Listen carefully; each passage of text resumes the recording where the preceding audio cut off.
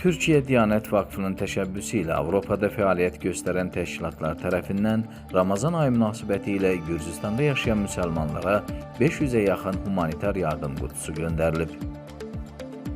Bildirilir ki, bir neçə ildir davam edən layihə çərçivəsində müxtəlif ərzaq və qida məhsulları olan yardım paketləri ölkəmizin müsəlmanlar yaşayan müxtəlif bölgələrində sosial cəhətdən həssas insanlara paylanılır. Gürcüstan Müsəlmanları İdarəsinin Şərqi Gürcüstan üzrə müftisi Etibar Eminov müsahibəsi zamanı qeyd edib ki, Türkiyə Diyanət Vakfı tərəfindən təqdim olunan yardım paketləri məscidlərin imamları tərəfindən ehtiyaclı ailələrə çatdırılacaq. O, hər il göstərilən diqqət və qayğıya görə Türkiyə Diyanət Vakfına təşəkkür edib. Mümin qardaşlarımız buyurdular və bizlər oradan Ramazan kolleksiyonu tərəfindən hal-hazırda 500-ə yaxın, 550-yə yaxın kolye gəlibdir bizə.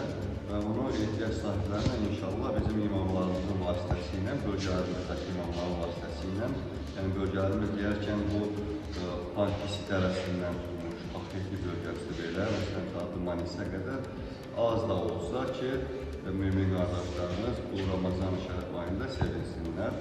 Allah bunu göndərənlərdən razı olsun deyirəm.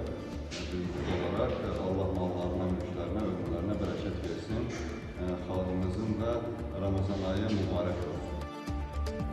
Türkiyənin Gürcüstandakı səfirliyinin dini işlər üzrə müşaviri Mahmud Gör isə öz növbəsində bildirib ki, söz gedən yardım paketləri dünyanın müxtəlif ölkələrində yaşayan türk xalqı tərəfindən təşkil olunur.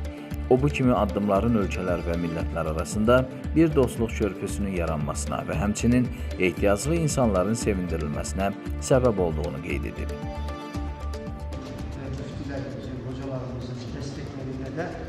Bu bölgede yaşayan ihtiyaç sahibi Müslüman kardeşlerimize iletiyoruz. Bunun amacı iki ülke arasında gönül köprüsü oluşturmak. Bu bağışı bunu yapanlar burada kime verildiğini bilmiyor.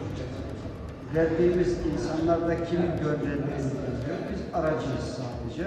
Böyle bir köprü oluşturuyoruz. Bir sevgi oluşsun, saygı oluşsun.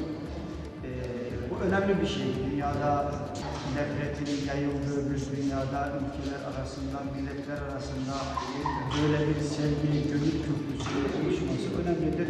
Bu da nasıl olur? İyi niyetle yapılırsa olur. Karşılık beklenmediği zaman olur.